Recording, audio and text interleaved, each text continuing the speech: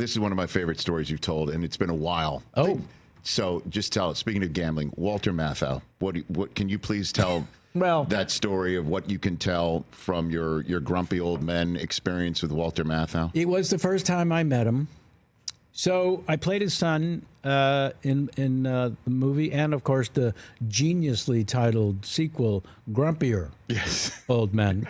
Like Think Tank from Mensa came up with that for us. Thank God, because we were stumped. But the way it worked out, I was hired after, and so when I showed up, they were shooting, and in between setups, and the director just walked me over to him and said, "Walter, this is Kevin Pollak. He's playing your son." And I don't think he said anything. And then the director said, "I got to go check some lights," and walked away. And I'm standing there with Mount Rushmore to me. Him and Jack Lemmon both. You have to understand. Of course. As a character actor, these guys are character actors who became movie stars of the biggest, highest level. Absolute Mount Rushmore fella. So I foolishly decide to make small talk in that situation. So I said, "So, Walter, script's pretty good, huh?" And he said, "Script sucks, kid. I owe my bookie $2 million." And it turns out he wasn't exaggerating. $2 million.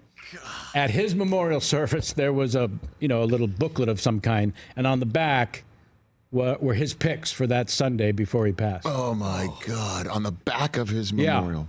Yeah. Booklet. He told me the greatest gambling stories.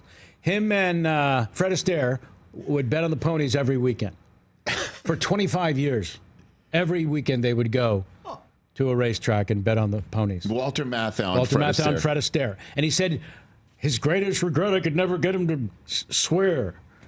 When their horse didn't come in, he couldn't get Fred Astaire to swear ever. He tried so hard to get him to use any curse word. He couldn't ever. And then one day, I got an envelope, a vanilla envelope. I went down, opened it up, and it's a cassette tape. I put it in, I pushed the button. And it's Fred Astaire calling a race as the announcer. And at the name of every horse was the most disgusting curse words you've ever heard that I cannot repeat one of them. But he calls the entire race, and so is coming up on the outside. And every horse's name is absolutely just more disgusting than the last. I mean, disgusting. So I said, "Where's this tape?" And it's in a vault. His whole life, he just put it in the vault. No one's ever going to hear this.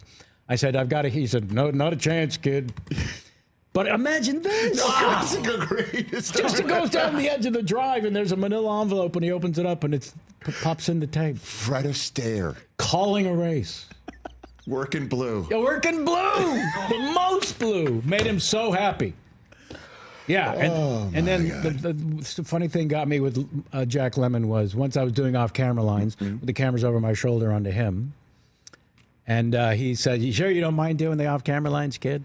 I said, "No, of course." He said, "Well, yeah, I know Marilyn hated doing them."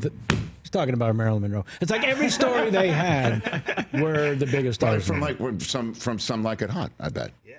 Oh, my gosh. Catch the Rich Eisen Show every single day on the Roku Channel, 12 to 3 Eastern, for free.